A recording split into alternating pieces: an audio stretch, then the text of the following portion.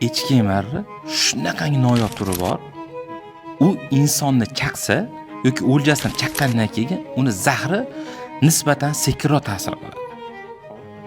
Sekinroq ta'sir qilgani hisobiga u qanaqa bo'ladi? O'zini o'ljasini ketkizib olish kerak emas, u amallab zahrni urdi sizga.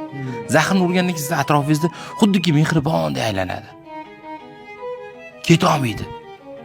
Yo'q, bo'ldi, men sen bilanman deydi. Lekin oxiri uni maqsadi nima? Sizni o'lja qilish. Bo'ldi, tamom, o'ldiradi, siz uni o'ljasi bo'lasiz. Insonlarda ham shunaqangi xususiyat borki, hozir juda ko'p ommalashgan.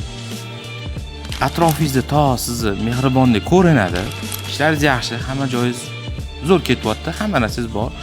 Pul, uy-joy, mashina, har tomonlama biznesingiz zo'r ketyapti.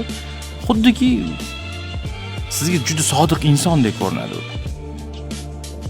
To sizni sinib, to siz yiqilib, o'sha holatdan boshqa bir ayanchli holatga tushmaguningizgacha oldingizdan ketmaydi.